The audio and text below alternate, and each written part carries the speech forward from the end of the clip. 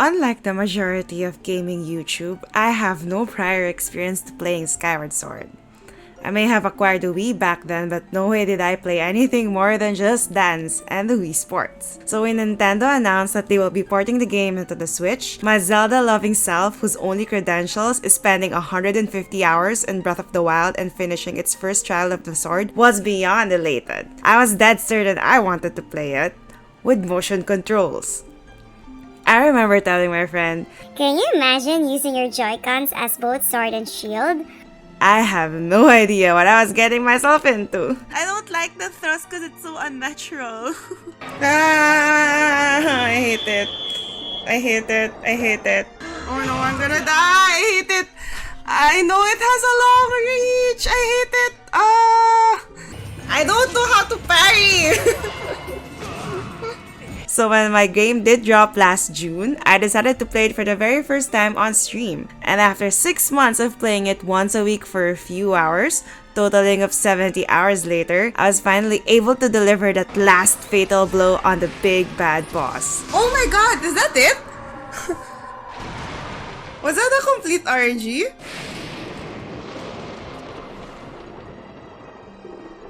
Wait, no way!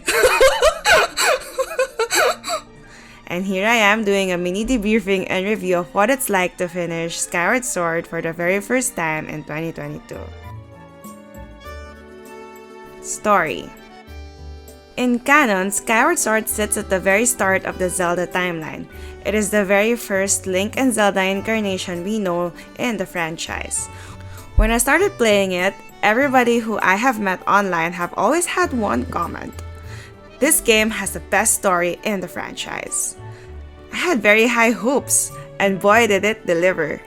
For something that was first published in 2011, the game delivers really good characterization. You have hateable enemies, redemption arcs, freaking tearjerker moments. Oh no, oh no. I'm so mad! I hate you, Nintendo. Why? Why? I tried to avoid spoiler territory, but I definitely felt like there was a lump in my throat when reading out some of its emotional lines during the ending cutscenes. The people were correct, it really ranks high on the story aspect. Gameplay and design. The game quest design is very Zelda. It's a linear, dungeon-filled game sprinkled with a couple of boss fights in between. You have a main quest, and you go through these uncharted lands with dungeons to collect items for your main quest. Often, these quests end in a boss fight with different fight mechanics. And when I first saw it, I just knew there was no other way I'm going to play it, but with motion controls. I eventually developed this sort of love-hate relationship with it.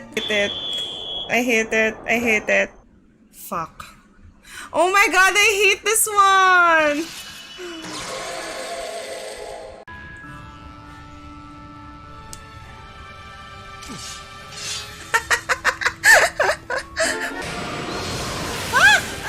Facing the wrong way.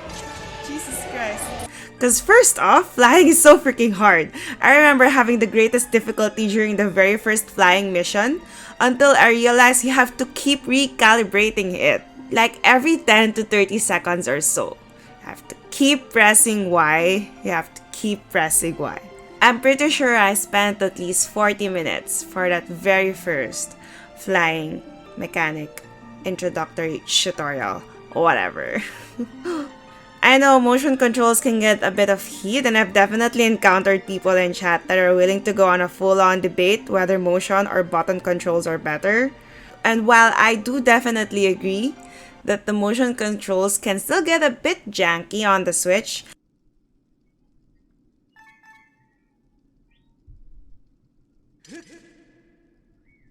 I still feel like it really makes up part of the experience of playing in the game. And to be honest, I did feel the weariness of playing it in motion controls through the 40 to 50 hour mark. There were boss fights that felt like an arm workout. The directional strike isn't 100% accurate, or maybe I just suck at it, but it's the same thing. I spent 3 hours of a stream on the final boss, the longest I have probably spent on a boss ever, and I was just feeling physically tired and beat that I decided to try again another day. The whole main quest also felt a bit too long than I initially thought it would be. I'm not complaining about more content, but I definitely felt like it was a bit of a drag when I realized I have to go through the whole world map for one more time. Main story aside, this game is also sprinkled with side quests and mini games. It's actually a much bigger game than I anticipated. Granted, I was not able to 100% the game nor play all the mini games at all. Graphics. So graphics claim to be HD for something that was previously in 480p. I definitely won't classify it as high definition, even for a Switch port, but it's not exactly bad graphics. The color palette is on the bright side, it's not saturated, it gives a very wholesome vibes. I don't know why that's the first thing that came to my mind, but it is. The textures felt a little bit dated, but granted it's not a new game, so and I can get past that. Music. The music very matched the wholesome vibes of the game. Town tune is very LSS worthy. It's on the higher pitch side of things, but overall nothing to complain about. And it doesn't help that I'm actually very much biased to Zelda music. Here's a sample if you're ever curious.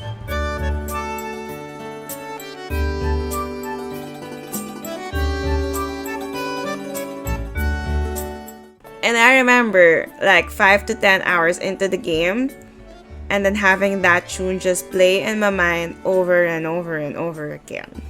Before I go into my conclusion, I just wanted to tell you guys some quick tips that you can learn from probably if you're also playing it in motion controls.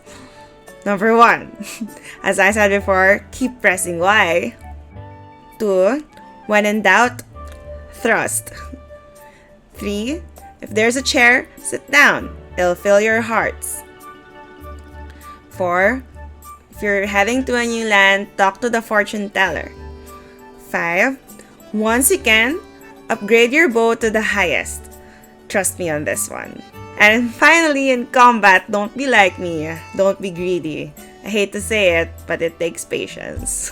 In conclusion, playing and streaming Skyward Sword was definitely one of my most core gaming experience in the past year. You can even call it a core memory. At one point, I was regularly playing it every Saturday. I would dub them as Skyward Saturdays, all while meeting strangers who are of the game and of the franchise enthusiasts. I'm a big fan of puzzle-oriented games and I enjoy figuring out what to do, even in boss fights. Overall, I hate to say this word again, but it's just like, the whole experience was just really wholesome to me. The friends I made along the way, the eventual regulars who patiently encouraged me in the most annoying of fights, Tantalus, I'm looking at you, and everyone who shed a tear in behalf of me as I watched through the ending scenes. This game is definitely one that is close to my heart, and to say that I had a blast playing it is a pretty big understatement. If you're looking for a sign to play Skyward Sword, this is it. Go buy the game and play it. If you've made it this far, then wow, you're a real one! I'd appreciate if you'd like this video and let me know, how did you find Skyward Sword? I would love to get to know more about you. That's all I have for today. Thanks for watching and I'll see you in the next video. Bye!